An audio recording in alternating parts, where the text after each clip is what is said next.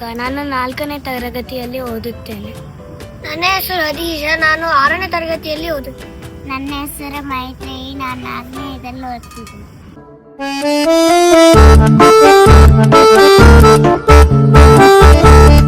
ನರಸಿಂಹೋಖಿಲಜ್ಞಾನ ಮತಧ್ವಾಂತ ದಿವಾಕರ ಜಯತ್ಯಮಿತ ಸಜ್ಞಾನ ಸುಖಶಕ್ತಿ ಪಯೋನಿಧಿ. ಒಂದು ಪದ್ಮಪುರಾಣದಲ್ಲಿ ಬರುವ ಒಂದು ಕಥೆ. ಆ ಕಥೆಯಿಂದ ಒಬ್ಬ ದೊಡ್ಡ ರಾಜ, ಸಾಮಂತ ರಾಜ. ಆ ರಾಜನಿಗೆ ಮಕ್ಕಳಾಗಿದ್ದಿಲ್ಲ. ಏನು ಮಾಡಿದ, ಎಲ್ಲೋ ಒಂದು ದೇವರ ಸೇವೆಯನ್ನು ಮಾಡಿದ. ದೇವರ ಸೇವೆಯನ್ನು ಮಾಡಿ ಒಂದು ಗಂಡು ಮಗ ಪಡ್ಕೊಂಡ. ಗಂಡು ಮಗ ಹುಟ್ಟಿದಾಕ್ಷಣ ಆ ರಾಜನ ಪ್ರಾರಬ್ಧ ಕರ್ಮಗುಣವಾಗಿ ಅವನು ತೀರ್ಕೊಂಡ್ಬಿಟ್ಟ. ತೀರ್ಕೊಂಡ ಮೇಲೆ ಅವರ ತಾಯಿಯೇ ಎಲ್ಲ ಸ್ವಲ್ಪ ರಾಜ್ಯವನ್ನು ನೋಡಿ ಮೇಂಟೆನೆನ್ಸ್ ಮಾಡ್ತಾಯಿದ್ದಿಲ್ಲ. ಸ್ವಲ್ಪ ದಿವಸ ಆಯಿತು, ಅವರ ತಾಯಿನೂ ತೀರ್ಕೊಂಡ್ಬಿಟ್ಟು. ತಂದೆನೂ ತೀರ್ಕೊಂಡ್ಬಿಟ್ಟ. ಮೊದಲು ತಂದೆ ತೀರ್ಕೊಂಡ, ಆಮೇಲೆ ತಾಯಿ ತೀರ್ಕೊಂಡ ಮೇಲೆ ರಾಜ್ಯ ನೋಡ್ಬೇಕಲ್ಲ, ಅದು ಅನಾಥ ಆಗಿಬಿಟ್ಟ. ಮಂತ್ರಿ ಅಂತಿದ್ದ ಒಬ್ಬ. ಆ ಮಂತ್ರಿ ಏನು ಮಾಡಿಬಿಟ್ಟ, ನಾನೇ ರಾಜ್ಯ ನೋಡ್ಕೊಳ್ತೀನಿ ಅಂಥೇಳಿ ಎಲ್ಲ ಆ ರಾಜನಿಗೆ ಇಟ್ಕೊಂಡು ಎಲ್ಲ ಅವನಿಗೆ ಉಪಚಾರ ಎಲ್ಲ ಮಾಡಿ ಸಣ್ಣ ರಾಜನ ಮಗನೇ ಆ ಕೂಸು ದೊಡ್ಡದಾಯಿತು. ದೊಡ್ಡವಾದ್ಮೇಲೆ ಅವನಿಗೆಲ್ಲ ಅವನಿಗೇನು ಬೇಕು ಎಲ್ಲ ಮಾಡಿದ ಮೇಲೆ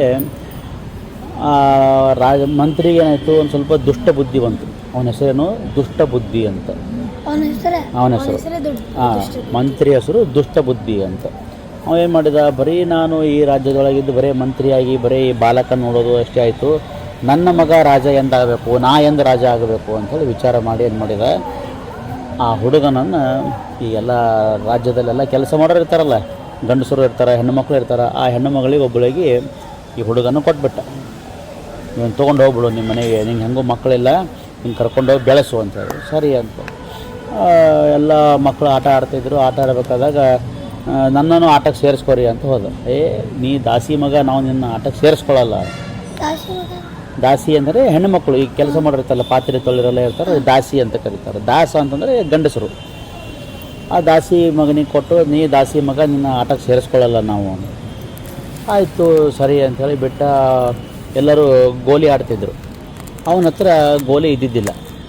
ಒಂದೇನೋ ನೋಡಿದ, ಒಂದು ಗೋಲಿ ಸಿಕ್ತು. ಅದಕ್ಕೆ ಒಂದು ಸಣ್ಣ ತೂತಿತ್ತು. ಆ ಗೋಲಿ ಇದೆ, ಇದು ಒಡೆದಿರೋ ಗೋಲಿ ಇದೆ, ನೀವು ಆಟಕ್ಕೆ ಸೇರಿಸ್ಕೊಳ್ಳಲ್ಲ, ಎಲ್ಲ ಸೇರಿಸ್ಕೋಬೇಕು ಹಿಂಗೆಲ್ಲ ಯಾರೋ ಇಲ್ಲ, ಹಾಗೆಲ್ಲ ಮಾಡಬಾರ್ದು ಚಿಕ್ಕ ಮಕ್ಕಳಿಗೆಲ್ಲ, ಅವನಿಗೆ ಆಟಕ್ಕೆ ಸೇರಿಸ್ಕೊಂಡು ಅದು ಗೋಲಿ ತೊಗೊಂಡು ಆಟ ಶುರು ಮಾಡಿದ. ಪ್ರತಿ ದಿವಸ ಇಷ್ಟಿಷ್ಟು ಗೋಲಿಯನ್ನೆಲ್ಲ ಗೆದಿತಾ ಇದ್ದ. ಅದು ಏನು ಅವನಿಗೆ ಸಿಕ್ಕಿರೋ ಗೋಲಿ ಇತ್ತು, ಅದನ್ನು ಬಾಯಲ್ಲಿ ಇಟ್ಕೊಂಡು ಇರ್ತಿದ್ದ, ಮಲ್ಕೋತಿದ್ದ, ಯಾರೋ ತೊಗೊಂಡು ಹೋಗಬಾರ್ದು ಅಂಥೇಳಿ. ಸ್ವಲ್ಪ ದಿವಸ ಆಯಿತು. ಆದಮೇಲೆ ಆ ರಾಜ ಏನಿತ್ತಲ್ಲ, ದುಷ್ಟಬುದ್ಧಿ ಮಂತ್ರಿ, ಅವನ ಮಗಳದು ಹುಟ್ಟು ಹಬ್ಬ ಇತ್ತು, ಬರ್ತಡೇ ಇದ್ದಾಗ ಎಲ್ಲ ಊರಿನಲ್ಲಿ ಎಲ್ಲರಿಗೆ ಊಟಕ್ಕೆ ಕರೆದ. ಎಲ್ಲರೂ ಹೋಗಬೇಕಾದಾಗ ಗಂಧ ಅಕ್ಷತೆ ಎಲ್ಲ ತೊಗೊಂಡು ಹೋಗ್ತಿದ್ರು ಆಚಾರ್ಯರೆಲ್ಲ. ಹೋದರು, ಊಟ ಆಯಿತು, ಎಲ್ಲ ಆಯಿತು. ಎಲೆ ಇಟ್ಟಿದ್ರು, ತಾಂಬೂಲ ಎಲ್ಲ ಇಟ್ಟಿದ್ರು. ಇವನು ಕೂಡ ತಾಂಬೂಲ ತೊಗೊಲಿಕ್ಕೆ ಹೋದ. ಒಬ್ಬರು ಹಿಂಗೆ ಕೈ ಹಿಡಿದ್ಬಿಟ್ರು ಆ ಬಾಲಕನ ಆಚಾರ್ಯರು. ಹಿಡಿದು ನೀವೆಲ್ಲ ಯಾರು ಏನು ಎಲ್ಲ ಕೇಳಿದ. ಸರಿ ಅಂಥೇಳಿ, ನಿನ್ನ ಕೈ ತೋರಿಸು ಅಂದ. ನೀನು ಕೈ ನೋಡಿದ. ರಾಜ ಇಲ್ಲಿ ಬಾ, ಈ ಬಾಲಕನಿಗೆ ಇಟ್ಕೊಂಬಿಡು, ಇವನಿಂದ ಈ ರಾಜ್ಯಕ್ಕೆ ಇವನೇ ರಾಜ ಆಗ್ತಾನೆ ಮುಂದೆ ಅಂತ ಅವ್ರ ಆಚಾರ್ಯರ ಭವಿಷ್ಯ ಹೇಳಿದರು. ಆ ಹುಡುಗನ್ನ ಸರಿ ಅಂಥೇಳಿ ನೋಡಿದ. ಅವನಿಗೆ ಗೊತ್ತಾಯಿತು, ಇವನೇ ಅವ ಅಂತ. ಆ ಬಾಲಕ ದಾಸಿ ಕೊಟ್ಟಿದ್ನಲ್ಲ, ಅವನೇ ಈ ಬಾಲಕ ಅಂತ ಗೊತ್ತಾಯ್ತು. ಸರಿ ಅಂಥೇಳಿ ಏನು ಮಾಡಿದ, ಕರ್ಕೊಂಡು ಹೋಗ್ರಿ ಅಂತ. ಅವನ ಹತ್ರ ಇಬ್ಬರು ದೂತರಿದ್ದರು. ಒಬ್ಬನ ಹೆಸರು ಹುಣ್ಣಿಮೆ, ಒಬ್ಬನ ಹೆಸರು ಅಮಾವಾಸ್ಯೆ ಅಂತ. ಹೆಸರು ಹುಣ್ಣಿಮೆ, ಅಮಾವಾಸ್ಯೆ ಅಂತ. ಇವನ್ನ ಕರ್ಕೊಂಡೋಗಿ ಕಾಡಿನಲ್ಲಿ ಇವನು ಶಿರಚ್ಛೇದನ ಮಾಡಬೇಕು, ತಲೆ ಕಡಿಬೇಕು ಅಂತ ಹೇಳೋದು ಆ ಬಾಲಕಂದು. ಸರಿ ಅಂಥೇಳಿ ಕರ್ಕೊಂಡು ಹೋದ್ಮೇಲೆ ಆ ಬಲಿ ಕೊಡುವುದು ಕಲ್ಲು ಅಂತ ಇರ್ತದೆ. ಆ ಕಲ್ಲಿನ ಮೇಲೆ ಹೀಗೆ ಇಳಿಸಿದ್ರು. ಹೊಡಿಬೇಕು ಅಂತ, ನೀನು ಹೊಡಿ ಅಂತ ಸ್ಟಾರ್ಟ್ ಆಯಿತು. ನೀ ಯಾಕೆ ಹೊಡಿತಾ ಇಲ್ಲ, ಸಣ್ಣ ಮಗು, ನನ್ನ ಮಗ ಕಣ್ಣಂಗೆ ಕಾಣಿಸ್ತಿದೆ, ಅದಕ್ಕೆ ನಾನು ಹೊಡೆಯಲ್ಲ ಅಂತಂದು. ನೀನು ಹೊಡಿ ಅಂತ. ನನಗೂ ಅದೇ ಥರ ಆಗ್ತಾಯಿದೆ. ಸರಿ ಅಂಥೇಳಿ ಏನು ಮಾಡಿದ, ಇಬ್ಬರು ಬಿಟ್ಬಿಟ್ರು. ಏನು ಮಾಡಬೇಕು, ರಾಜಾಗ ಏನಾದರೂ ಕುರು ಹೋಗಬೇಕಲ್ಲ, ಒಂದು ಏನಾದರೂ ಇದು ನಾವು ಆ ಹುಡುಗನ ಕಡ್ದಿದ್ದೀವಿ ಅಂತೇಳಿ ಏನಾದರೂ ಸಾಕ್ಷಿ ಬೇಕಲ್ಲ.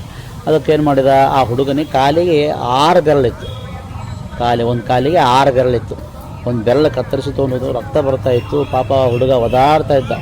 ಹಾಗೇನಾಯಿತು, ಎಲ್ಲ ಕಾಡಿನಲ್ಲಿರೋ ಎಲ್ಲ ಪ್ರಾಣಿಗಳು ಬಂದು, ನವಿಲು ಬಂದು ಗಾಳಿ ಹಾಕ್ತು, ಆನೆ ಬಂದು ನೀರು ಹಾಕ್ತು, ಎಲ್ಲ ಪ್ರಾಣಿಗಳು ತಂದು ಆಹಾರ ಕೊಡ್ತು, ಎಲ್ಲ ಆಯಿತು. ಎಲ್ಲ ಜೊತೆ ಆಟ ಆಡ್ತಾ ಇದ್ದ, ಸುಖವಾಗಿ ಆಟ ಆಡ್ತಾ ಇದ್ದ. ಆಟ ಇಡುವಾಗ ಹೊರ ರಾಜ್ಯದೊಬ್ಬ ರಾಜ ಬೇಟೆ ಆಡಲಿಕ್ಕೆ ಬಂದಾಗ ಏನಾಯಿತು, ಎಲ್ಲ ಶಬ್ದ ಮಾಡಿದ ತಕ್ಷಣ ಎಲ್ಲ ಪಶು ಪಕ್ಷಿಗಳು ಎಲ್ಲ ಓಡೋಗ್ಬಿಟ್ಟು ನಮ್ಮನ್ನು ಸಾಯಿಸ್ತಾರವ ಅಂಥೇಳಿ ಓಡೋಗ್ಬಿಟ್ಟು ಎಲ್ಲ ಆಯಿತು. ಆ ರಾಜನ ಮಂತ್ರಿ ಒಬ್ಬ ಇದ್ದ, ಭಾಳ ಒಳ್ಳೆಯ ಇದ್ದ. ಅಂತ ರಾಜರೇ, ನಿಮ್ಗೆ ಹೇಗೋ ಮಗ ಇಲ್ಲ, ಈ ಒಳ್ಳೆ ಬಾಲಕ ಇದ್ದಾನೆ, ಇವನ್ನ ಕರ್ಕೊಂಡು ನಡೀರಿ ಅಂತ ಹೇಳಿದೆ. ಆ ಹುಡುಗನ ಕರ್ಕೊಂಡು ಹೋಗಿ ಒಂದೇ ಸರ್ತಿ ಫಸ್ಟ್ ಟೈಮ್ ಟ್ರಾವೆಲ್ ಮಾಡ್ತಾನೆ. ಮಾಡಿದ್ಮೇಲೆ ಅಲ್ಲಿ ಹೋದ್ಮೇಲೆ ಏಕಾದಶಿ ಮಾಡಬೇಕು, ಸಂಧ್ಯಾ ವಂದನ ಮಾಡಬೇಕು, ಎಲ್ಲ ಆ ಬಾಲಕನಿಗೆ ಗೊತ್ತಿತ್ತು. ಅದೆಲ್ಲ ಹೇಳಿ ಆ ರಾಜನ ಎಲ್ಲರ ಕಡೆ ಮಾಡಿಸ್ತಾ ಇದ್ದ. ಸರಿ ಅಂಥೇಳಿ ಆ ಹುಡುಗ ಏನು ಮಾಡಿದ, ಇವತ್ತಿನಿಂದ ಈ ರಾಜ್ಯದ ಎಲ್ಲರೂ ಏಕಾದಶಿ ಉಪವಾಸ ಮಾಡಬೇಕು, ಕಂಪಲ್ಸರಿ ಮಾಡಬೇಕು. ಆಮೇಲೆ ಸಂಧ್ಯಾ ವಂದನ ಮಾಡಬೇಕು, ದೇವರ ಪೂಜೆ ಮಾಡಬೇಕು, ಎಲ್ಲ ದೇವರು ಗುರುಗಳಿಗೆ ನಮಸ್ಕಾರ ಮಾಡಬೇಕು, ಗೋ ಪೂಜೆ ಮಾಡಬೇಕು ಅಂತೇಳಿ ಒಂದು ಸಂಸ್ಕಾರ ಹಾಕಿಕೊಟ್ಟ. ಸ್ವಲ್ಪ ದಿವಸ ಆಯಿತು. ಆದಮೇಲೆ ಈಗ ಒಂದು ರಾಜ್ಯದಿಂದ ಮತ್ತೊಂದು ರಾಜ್ಯಕ್ಕೆ ಟ್ಯಾಕ್ಸ್ ಕೊಡಬೇಕಲ್ಲ, ಕರ ಕೊಡಬೇಕು. ಇಂಗ್ಲೀಷ್ನಲ್ಲಿ ಟ್ಯಾಕ್ಸ್ ಅಂತ ಕರೀತಾರೆ. ಆ ಟ್ಯಾಕ್ಸ್ ಕೊಡಲಿಕ್ಕೆ ಏನು ಮಾಡಿದ್ರು, ಸ್ವಲ್ಪ ಎಲ್ಲ ಕಾಣಿಕೆ ಹೋಗ್ತಾ ಇದ್ರು. ಅವಾಗೆಲ್ಲ ಮುತ್ತು, ರತ್ನ, ಬಂಗಾರ, ಬೆಳ್ಳಿ ಎಲ್ಲ ತಗೊಂಡು ಹೋಗ್ತಿದ್ರು. ಇವಾಗ ಏನು ಮಾಡ್ತೀವಿ ನಾವು, ಹಣವನ್ನು ಕಟ್ತೀವಿ ಆಫೀಸ್ನಲ್ಲಿ. ಆ ಥರ ರಾಜರಿಗೆ ಅವಾಗ ಕರವನ್ನು ಕಟ್ತಾಯಿದ್ರು, ಕಾಣಿಕೆ ಕಟ್ತಾಯಿದ್ರು. ಅವಾಗ ಏನು ಮಾಡಿದ, ಹೋಗಿ ಎಲ್ಲ ತೊಗೊಂಡು ಹೋಗಿ ಯಾರಿಗೆ ದುಷ್ಟ ಬುದ್ಧಿಗೆ ಕೊಟ್ಟರು. ಇವತ್ತು ಊಟ ಮಾಡಿ ಹೋಗ್ರಿ, ಸುಗ್ರಾಸ ಭೋಜನ ಮಾಡಿಸಿದ್ದೀನಿ, ಊಟ ಮಾಡಿ ಹೋಗ್ರಿ ಅಂತ. ಇಲ್ಲ, ಇವತ್ತು ಏಕಾದಶಿ, ನಾವು ಊಟ ಮಾಡಲ್ಲ ಅಂತ. ಪ್ರತಿ ಸಲ ಏಕಾದಶಿನೇ ಬರ್ತಿದ್ರಿ, ಇಷ್ಟಿಷ್ಟು ಊಟ ಮಾಡಿ ಹಾದಿ ಒಳಗೆ ತಿನ್ಲಿಕ್ಕೆ ಬೇಕು ಅಂತ ತಗೊಂಡು ಹೋಗ್ತಿದ್ರಿ, ಇದ್ಯಾಕೆ ಬಂತು ಏಕಾದಶಿ ನಿಮ್ಮ ತಲೆಯಲ್ಲಿ ಅಂತ ಹೇಳಿದ. ಇಲ್ಲ, ನಮ್ಮ ರಾಜರಿಗೆ ಒಬ್ಬ ಮಗ ಇದ್ದಾನೆ, ಅವನು ಎಲ್ಲರಿಗೆ ಈ ರೀತಿ ಎಲ್ಲ ಕಲಿಸಿಕೊಟ್ಟಿದ್ದಾನೆ. ಹೌದಾ, ಇಷ್ಟು ಒಳ್ಳೆಯ ಬಾಲಕ ಇದ್ದಾನ, ಭಾಳ ಸಂತೋಷ ಅಂತ ಹೇಳಿದ. ಆಯಿತು, ಸರಿ, ನಾನು ನಿಮ್ಮ ರಾಜ್ಯಕ್ಕೆ ಬರ್ತೀನಿ ಅಂತ ನಿಮ್ಮ ರಾಜರಿಗೆ ಹೇಳು ಅಂತ. ಸರಿ ಅಂತ ಒಂದು ದಿವಸ ಒಂದು ಸಮಯವನ್ನು ನಿರ್ಧಾರ ಮಾಡಿಕೊಂಡು ಆ ದುಷ್ಟ ಬುದ್ಧಿ ಏನು ಮಾಡ್ದ, ಈ ರಾಜ್ಯಕ್ಕೆ ಬಂದಾಗ ಏನಪ್ಪ ರಾಜ, ನಿನಗೆ ಗಂಡು ಮಗ ಹುಟ್ಟಿದಾನಂತ ನಂಗೆ ಹೇಳಿಲ್ಲಲ್ಲ ನೀ ಅಂತ ಕೇಳಿದ. ಕರಿ, ನಿನ್ನ ಮಗನ ನೋಡ್ಬೇಕು ನಾನು. ಸರಿ, ಚಂದ್ರಹಾಸ ಅಂತ ಹುಡುಗನ ಹೆಸರು. ಇವಾಗ ಹುಡುಗನ ಹೆಸರು ಬಂತು, ಚಂದ್ರಹಾಸ ಅಂತ. ಚಂದ್ರಹಾಸ ಬಾ ಇಲ್ಲಿ ಅಂತ ಕರೆದ. ಬಂದ ಚಂದ್ರಹಾಸ, ಇವರು ನಮ್ಮ ನೆರೆ ರಾಜ್ಯದ ರಾಜರು, ಇವರಿಗೆ ನಮಸ್ಕಾರವನ್ನು ಮಾಡುವಂತ ಹೇಳಿದ. ಓ ಹೌದಾ ರಾಜರೇ ಅಂತೇಳಿ ಅವರಿಗೆ ನಮಸ್ಕಾರ ಮಾಡಿ ಆದರ ಆತಿಥ್ಯವನ್ನು ಮಾಡಿದ. ಅವರಿಗೆಲ್ಲ ಮಾಡಿದ ಮೇಲೆ ಆ ಹುಡುಗನಿಗೆ ಪೂರ್ತಿ ನೋಡಿದ, ತಲೆಯಿಂದ ಕಾಲವರೆಗೂ ನೋಡಿದ. ಅಲ್ಲಿ ಕಾಲಿಗೆ ಬೆರಳು ಕಟ್ಟು ಮಾಡಿತ್ತು. ಆ ಕಟ್ಟು ಮಾಡಿದ್ದು ನೋಡಿದ, ಹೋ ನಮ್ಮ ಹುಡುಗನೇ ಇವ, ನಮ್ಮ ರಾಜ್ಯದೇ ಹುಡುಗ ಇದು ಅಂತ ಒಂದು ಪತ್ರವನ್ನು ಬರೆದ. ಈ ಹುಡುಗನಿಗೆ ನಾನು ಕಳಿಸ್ತಾ ಇದ್ದೀನಿ, ಇವನಿಗೆ ವಿಷ ಕೊಟ್ಟು ಸಾಯಿಸಬೇಕು ಅಂತ ಒಂದು ಪತ್ರ ಬರೆದವ. ಮತ್ತು ಅವನಲ್ಲಿ ರಾಜ ಆಗ್ತಿದ್ದಾನ ಮುಂದೆ, ಅದಕ್ಕಾಗಿ ಇವ ರಾಜ್ಯಕ್ಕೆ ಬರಬಾರ್ದು ಅಂಥೇಳಿ ಇವನಿಗೆ ಮತ್ತೆ ಎರಡನೇ ಸರ್ತಿ, ಮೊದಲನೇ ಸರ್ತಿ ಅವರು ಯಾಕೆ ರಾಜ್ಯಕ್ಕೆ ಬರಬಾರ್ದು ಅಂತ ಅವರು ಹೇಳಿದ್ರು. ಯಾಕೆ ಅಂದರೆ, ಇವಾಗ ಒಂದು ರಾಜ್ಯ ಇದೆ, ಆ ರಾಜ್ಯದಲ್ಲಿ ನೀನು ರಾಜ, ಹೌದಾ, ನೀನು ರಾಜ ಆದಮೇಲೆ ಇವನು ಮಂತ್ರಿ. ಏನೋ ಕಾರಣ ಅಂತಂದರೆ ನೀನು ಸರದಿ ಆ ರಾಜ ಸೀಟಿನಿಂದ ಕೆಳಗಡೆ ಇಳಿದ್ಮೇಲೆ ಆ ಸೀಟಿಗೆ ಹೋಗ್ಬೇಕಲ್ಲ, ಯಾರಾದರೂ ಬೇಕಲ್ಲ. ಅದಕ್ಕೆ ಇವ ಏನು ಮಾಡಿದ, ಹೇಗಾದರೂ ಮಾಡಿ ದುಷ್ಟ ಬುದ್ಧಿಯಿಂದ ಮಾಡಿ ನಿಮ್ಮನ್ನು ಕೆಳಗಿಳಿಸಿ ನಾನು ರಾಜ ಆಗ್ತೀನಿ, ಅನ್ಯಾಯ ಮಾಡಿ ರಾಜ್ಯ ಏರಿದ ಆ ಥರ. ಅದಕ್ಕೆ ಏನು ಮಾಡಿದ, ಆ ಹುಡುಗನೇ ಮತ್ತೆ ರಾಜ್ಯಕ್ಕೆ ಬರ್ತಾನೆ ಅಂಥೇಳಿ ವಿಷ ಕೊಟ್ಟು ಇವನ್ನ ಸಾಯಿಸಬೇಕು ಅಂತ ಪತ್ರ ಬರೆದು ಕಳಿಸಿದ. ಅವ ಹಿಂದಕ್ಕೆಲ್ಲ ಹೇಗಿರ್ತಿತ್ತು ಪತ್ರ ಅಂದರೆ, ಈ ಥರ ಈಗಿನ ಥರ ಹಿಂಗೆ ಫೋಲ್ಡ್ ಮಾಡೋ ಥರ ಎಲ್ಲ ಪತ್ರ ಇರ್ತಿದ್ದಿಲ್ಲ. ಇವಾಗೆಲ್ಲ ಪತ್ರ ಹೋಗ್ಬಿಟ್ಟಿದೆ, ಎಲ್ಲ ಮೊಬೈಲಲ್ಲಿ ಮೆಸೇಜ್ ಕಳಿಸ್ತಾರೆ. ಹಿಂದೆ ಎಲ್ಲ ಪತ್ರ ಅಂತ ಒಂದಿಷ್ಟೇ ಕಾರ್ಡ್ ಬರ್ತಿತ್ತು. ಇನ್ನೊಂದು ಗುಪ್ತವಾದ ವಿಷಯ ಇದ್ದರೆ ಎಲ್ಲ ಸುತ್ತೆಲ್ಲ ಫೆವಿಕಾಲ್ ಅಥವಾ ಗಮ್ ಹಚ್ಚಿ ಪ್ಯಾಕ್ ಮಾಡಿ ಕಳಿಸ್ತಾಯಿದ್ರು ಲೆಟ್ರು. ಅದನ್ನು ಹಿಂಗೆಲ್ಲ ರೌಂಡ್ ಸುತ್ತಿ ಹಿಂಗೆ ತೆಗಿತಾ ಇದ್ರು. ಆ ಪತ್ರವನ್ನು ಈ ಕಡೆ ಇಟ್ಕೊಳ್ತೀವಿ ನಾವು, ಮೊಬೈಲ್ ಇಟ್ಕೊತೀವಲ್ಲ ಟಂಕದಲ್ಲಿ, ಆ ರೀತಿ ಹುಡುಗ ಪತ್ರ ಇಟ್ಕೊಂಡಿದ್ದ. ಒಂದು ಈ ಏರಿಯಾದ ದೊಡ್ಡ ಗಾರ್ಡನ್ ಇತ್ತು, ಉದ್ಯಾನವನ, ಅಲ್ಲೆಲ್ಲ ಹಣ್ಣುಗಳೆಲ್ಲ ಇತ್ತು. ತಿಂದ ಸ್ವಲ್ಪ ವಿಶ್ರಾಂತಿ ಮಾಡೋಣ, ಇದೇ ರಾಜ ಮನೆ ಇದೆ, ಹೋಗೋಣ ಅಂತ. ಅಲ್ಲಿ ಆ ರಾಜನ ಮಗಳ ಹೆಸರು ವಿಷಯ ಅಂತ. ರಾಜನ ಮಗಳ ಹೆಸರೇನು ವಿಷಯ ಅಂತ. ಅವಳೇನು ಮಾಡಿದ, ಏನು ಪತ್ರ ಇದೆ ಅಂತ ತೆಗೆದು ನೋಡಿದ್ಲು. ಇವನಿಗೆ ವಿಷ ಕೊಟ್ಟು ಸಾಯಿಸಬೇಕು ಅಂತ. ಭಾರಿ ಸುಂದರವಾದ ಹುಡುಗ ಇದ್ದ, ಮದುವೆ ವಯಸ್ಸಿಗೆ ಬಂದಿರುವ ಹುಡುಗ ಕುಡ್ದ ಬಾಲಕ ಇದ್ದ. ಏನು ಮಾಡಿದ, ಅವಳೇನು ಮಾಡಿದ್ಲು, ಇಲ್ಲೆಲ್ಲ ಕಾಡಿಗೆ ಹಚ್ಕೋತಾರಲ್ಲ, ಅದನ್ನು ತೊಗೊಂಡು ವಿಷಯನ ಕೊಟ್ಟು ಮದುವೆ ಮಾಡು ಅಂತ ಬರೆದು ಬಿಟ್ಲು ಅವಳು. ಅದು ಸಾಯಿಸು ಅಂತಿತ್ತಲ್ಲ, ಸಾಯಿಸು ತೆಗೆದು ಅಲ್ಲಿ ವಿಷಯನ ಕೊಟ್ಟು ಮದುವೆಯನ್ನು ಮಾಡು ಅಂತ ಬರೆದು ಇಟ್ಕೊಂಡು, ಆಯಿತು ನಿಮ್ಮ ತಂದೆಯವರು ಈ ಪತ್ರ ಕಳಿಸಿದ್ದಾರೆ, ತೊಗೊಳ್ರಿ ರಾಜಕುಮಾರರೇ ಅಂತ ಕೊಟ್ಟ. ನೋಡಿದ, ಓ ಹೌದಾ, ಸರಿ, ಭಾಳ ಧನ್ಯವಾದಗಳು ಅಂಥೇಳಿ ಆವಾಗಿಂದ ಮರುದಿನನೇ ಮದುವೆ ಮಾಡಿಬಿಟ್ಟ. ಅವಳ ತಂಗಿದು ವಿಷಯ ಜೊತೆ ಈ ಚಂದ್ರಹಾಸಂದು ವಿವಾಹ ಆಯಿತು. ವಿವಾಹ ಆದಮೇಲೆ ಇವಾಗೆಲ್ಲ ಮದುವೆ ಆದಮೇಲೆ ಮೆರವಣಿಗೆ ಮಾಡ್ತಾರಲ್ಲ, ಎಲ್ಲ ಡಾಲ್ಬಿ ಎಲ್ಲ ಹಚ್ಚಿ ಎಲ್ಲ ಮೆರವಣಿಗೆ ಆ ಥರ ಎಲ್ಲ ಮಾಡ್ತಾಯಿದ್ರು. ಎಲ್ಲ ಬ್ರಾಹ್ಮಣರು ಊಟ ಮಾಡಿ ತಿರುಗಾಡ್ತಿದ್ರಲ್ಲ, ಭಾರಿ ಊಟ, ಏನು ಉಂಡಿ, ಏನು ಚಟ್ನಿ, ಏನು ಪಲ್ಯ, ಕೋಸಂಬರಿ ಅಂಥೇಳಿ ಹೊಗಳ್ತಾ ಬರ್ತಾಯಿದ್ರು. ರಾಜ ಬಂದ ಅವ ದುಷ್ಟ ಬುದ್ಧಿದ್ರಿಗೆ, ಏನು ಆಚಾರ್ಯ ಎಲ್ಲಿ ಇವತ್ತು ಊಟ ಮಾಡಿದೆ, ನಿಮ್ಮ ಮನೆಯಲ್ಲೇ ಮದುವೆ ಐತಿ ಇವತ್ತು ಊಟ ಮಾಡಿ ಹೊಂಟಿವಿ, ನೀ ಎಲ್ಲಿ ಹೋಗಿದ್ದಿ ಅಂತ ಕೇಳಿ. ಗೊತ್ತೇ ಇಲ್ಲ ನನಗೆ ಮಗನಿಗೆ ಹೋಗ್ತದೆ, ನಾ ಏನು ಹೇಳಿದ್ದೀನಿ, ನೀ ಏನು ಮಾಡಿದ್ದೀವಿ, ನಾನು ಆ ಬಾಲಕನಿಗೆ ಸಾಯಿಸು ಅಂದರೆ ನೀವು ಇವಳನ್ನು ಕೊಟ್ಟು ಮದುವೆ ಮಾಡಿದೆಯಲ್ಲ ಅಂತ ಹೇಳಿ, ನೀವು ಪತ್ರ ಹೇಗೆ ಬರ್ದಿರಿ ಹಾಗೆ ಮಾಡಿ, ನಾನು ಪತ್ರ ತೋರಿಸು ಅಂತ. ಪತ್ರ ನೋಡಿದ, ವಿಷಯನ ಕೊಟ್ಟು ಮದುವೆ ಮಾಡು ಅಂತಿತ್ತು ಪತ್ರದಲ್ಲಿ. ಓ ಸರಿ ಅಂತ ಮತ್ತೆ ಏನು ಮಾಡಿದ ಆ ದುಷ್ಟ ಬುದ್ಧಿ, ಈ ಊರಲ್ಲಿ ಒಂದು ದುರ್ಗಾದೇವಿ ದೇವಸ್ಥಾನ ಇದೆ, ನಮ್ಮ ಮನೆಯಲ್ಲಿ ಮದುವೆ ಕಾರ್ಯಕ್ರಮ ಆದರೆ ಆ ದುರ್ಗಾದೇವಿಗೆ ಹೋಗಿ ದೇವರ ಪೂಜೆಯನ್ನು ಮಾಡಿ ಬರಬೇಕು ಅಂತ ಹೇಳಿದೆ. ಸರಿ ಅಂತ ಹೋದಾಕ್ಷಣ ಇಬ್ಬರು ದೂತರಿಗೆ ಹೇಳಿದ. ಭಾಳ ಭಯಂಕರವಾದ ಕತ್ಲೆ ಆ ದೇವಸ್ಥಾನ ಗರ್ಭಗುಡಿ. ರಾಜ ಹೇಳಿದ, ಯಾರು ಹೀಗೆ ತಲೆ ಹಾಕ್ತಾರೆ ಅವ್ರ ತಲೆಯನ್ನೇ ಕಡ್ದು ಬಿಡ್ರಿ ಅಂತ. ಸರಿ ಅಂಥೇಳಿ ಇಬ್ಬರು ದೂತರು ಒಳಗಡೆ ಹೋಗಿ ಕೂತ ಮೇಲೆ ಇವರಿಬ್ಬರು ವಧುವರರ ಗಂಡ ಹೆಂಡತಿ ದೇವರ ಪೂಜೆ ಕೈ ಹೊರ್ತಾ ಇದ್ದರು. ಆ ದುಷ್ಟ ಬುದ್ಧಿ ಮಗ ಇದ್ನಲ್ಲ ಅವನು ಬಂದ, ಎಲ್ಲಿ ಹೋಗ್ತಾ ಇದ್ದೀರಿ? ಇಲ್ಲ ನಿಮ್ಮ ತಂದೆ ಹೇಳಿದ್ದಾರೆ, ನಾನು ಹೋಗ್ತೀನಿ ಪೂಜೆಗೆ, ನೀವು ಆಮೇಲೆ ಬರುವಂತ್ರಿ ಅಂತ ಹೇಳ್ದ. ಸರಿ ಅಂಥೇಳಿ ಏನು ಮಾಡಿದ, ಅವನೇ ಹೋದ, ರಾಜಕುಮಾರ ಹೋದ ಹಿಂಗೆ ತಲೆ ಹಾಕಿದ. ದೂತರು ಖಡ್ಗದಿಂದ ಅವನ ತಲೆಯನ್ನು ಕಡ್ದುಬಿಟ್ರು. ಕಡ್ದು ಏನು ಮಾಡಿದ, ಒಂದು ತಟ್ಟೆಯಲ್ಲಿಟ್ಟು ಮೇಲೆ ಒಂದು ಬಟ್ಟೆ ಹಚ್ಚಿ, ರಾಜ ನಿನ್ನ ಕೆಲಸ ನಾವು ಮಾಡಿದ್ದೀವಿ ತಗೋ ಅಂತ ತೆಗೆದು ನೋಡ್ತಾನೆ. ಅವನ ಮಗ, ರಾಜನ ಮಗನೇ ಸತ್ತಿದ್ದ. ಭಾಳ ದುಃಖ ಆಯಿತು. ಮತ್ತು ಆ ಚಂದ್ರಹಾಸನಿಗೆ ಕರೆದ, ನೋಡಪ್ಪ ಚಂದ್ರಹಾಸ, ನನಗೆ ಭಾಳ ನಾನು ಮೋಸವನ್ನು ಮಾಡಿದ್ದೀನಿ ಈ ರೀತಿ ಲೋಕದೊಳಗೆ. ಈ ಕಥೆಯಿಂದ ಏನು ತಿಳ್ಕೋದು? ಆ ಚಂದ್ರಹಾಸನಿಗೆ ಪಟ್ಟ ಕೂಡಿಸಿದ, ಮತ್ತೆ ರಾಜ ಮಾಡಿದ ಅವನಿಗೆ. ಈ ಕಥೆಯಿಂದ ಏನು ತಿಳ್ಕೋಬೇಕು ಅಂದರೆ, ಒಬ್ಬ ದುಷ್ಟ ಬುದ್ಧಿ ಅಂದರೆ ದುಷ್ಟ ಬುದ್ಧಿ. ಇವತ್ತು ನಾವು ಏಕಾದಶಿ ಇದೆ, ಏಕಾದಶಿ ಉಪವಾಸ ಮಾಡಬೇಕು ಅಂತ ತಲೆಯಲ್ಲಿರುತ್ತೆ. ಎಲ್ಲಾದರೂ ಯಾರ್ದೋ ಮನೆಯಲ್ಲಿ ಏನೋ ಅಡುಗೆ ಮಾಡ್ತಿರ್ತಾರೆ, ಒಗ್ಗರಣೆ ವಾಸನೆ ಬರ್ತದೆ, ನಾನು ತಿಂದುಬಿಡ್ತೇನೆ ಇವತ್ತು ಏಕಾದಶಿ ಮುಗೀತು, ತಿಂದುಬಿಡ್ತೀವಿ. ಇದು ನಮ್ಮ ಧರ್ಮಕ್ಕೆ ವಿರುದ್ಧವಾಗಿರ್ತಕ್ಕಂಥ ಕೆಲಸ. ಏಕಾದಶಿ ಉಪವಾಸ ಯಾಕೆ ಮಾಡಬೇಕು ಅಂತಂದರೆ, ಪ್ರತಿ ದಿವಸ ಈ ಫ್ಲೋರ್ ಮಿಲ್ ಇರುತ್ತೆ ಗೊತ್ತಾ ನನಗೆ, ಫ್ಲೋರ್ ಮಿಲ್ ಗಿರಣಿ ಅಂತ ಕರೀತಾರೆ ಕನ್ನಡದಲ್ಲಿ. ಆ ಗಿರಣಿಯಲ್ಲಿ ಎಲ್ಲ ಬೇಳೆಗಳು ಹಾಕ್ತಾರೆ, ಅಕ್ಕಿ ಹಾಕ್ತಾರೆ, ಜೋಳ ಹಾಕ್ತಾರೆ, ಗೋಧಿ ಹಾಕ್ತಾರೆ, ಎಲ್ಲ ಹಿಟ್ಟು ಬರುತ್ತೆ ತಾನೆ.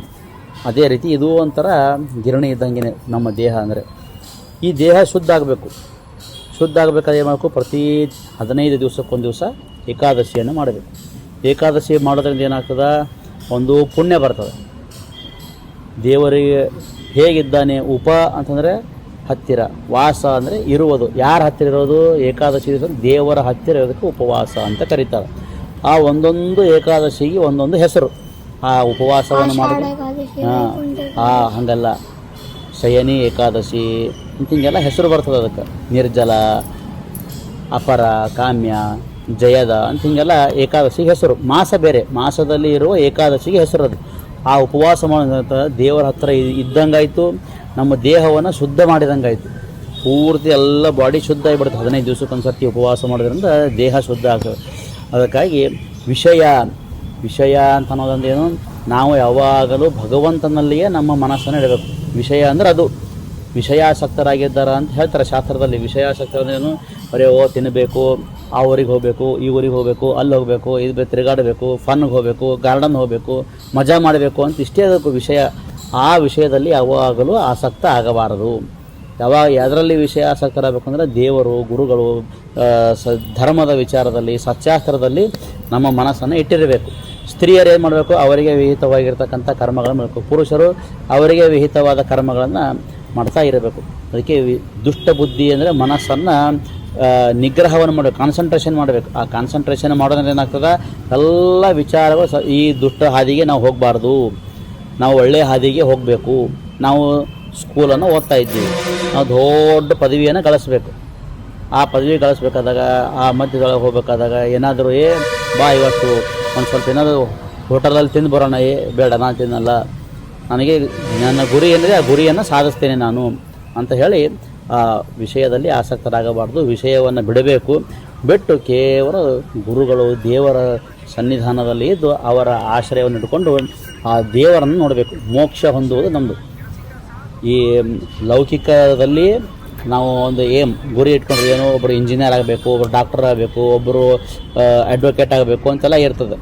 ನಮ್ಮಲ್ಲಿ ಮೋಕ್ಷವನ್ನು ಪಡ್ಕೋಬೇಕು. ಎಲ್ಲ ವಿಷ್ಣು ಸರ್ವೋತ್ತಮತ್ವ ಪ್ರತಿಪಾದನೆ ಮಾಡುವ ಸರ್ವಮೂಲ ಗ್ರಂಥಗಳು ಶ್ರೀಮದಾಚಾರ್ಯ ರಚನೆ ಮಾಡಿದ ಏನು ಶಾಸ್ತ್ರ ಇದೆ ಅದೆಲ್ಲವನ್ನು ಅಧ್ಯಯನ ಮಾಡಿ ದೇವರನ್ನು ನಾನು ನೋಡಿ ಮೋಕ್ಷವನ್ನು ಹೊಂದುತ್ತೇನೆ ಅಂತ ಅನ್ನುವ ಅದರಲ್ಲಿ ನಾವು ಏನಿಡಬೇಕು, ಮನಸ್ಸನ್ನು ಇಡಬೇಕು. ಅದು ಮೋಕ್ಷ ಧರ್ಮ ಅಂತ ಕರೀತಾರೆ.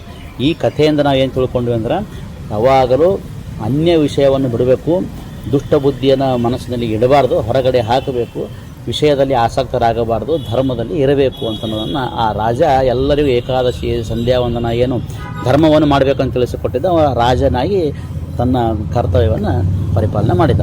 ಇದೆಲ್ಲ ಯಾರಿಂದ ಸಾಧ್ಯ ಅಂತಂದ್ರೆ ಗುರುಗಳಿಂದ ಸಾಧ್ಯ. ಆ ಗುರುಗಳು ಎಲ್ಲಿದ್ದಾರೆ? ರಾಘವೇಂದ್ರ ಸ್ವಾಮಿಗಳಾಗ್ಬೋದು, ಜಯತೀರ್ಥರಾಗಬಹುದು, ರಘುತ್ತಮ ತೀರ್ಥರಾಗಬಹುದು, ಸತ್ಯಪ್ರಮೋದ ತೀರ್ಥರಾಗಬಹುದು, ಎಲ್ಲೆಲ್ಲಿ ಗುರುಗಳಿದ್ದಾರೆ, ಎಲ್ಲ ಕಡೆ ಗುರುಗಳಿದ್ದಾರೆ. ಆ ಗುರುಗಳ ಅನುಗ್ರಹದಿಂದನೇ ನಾವೆಲ್ಲವನ್ನು ಪಡೀಲಿಕ್ಕೆ ಸಾಧ್ಯ.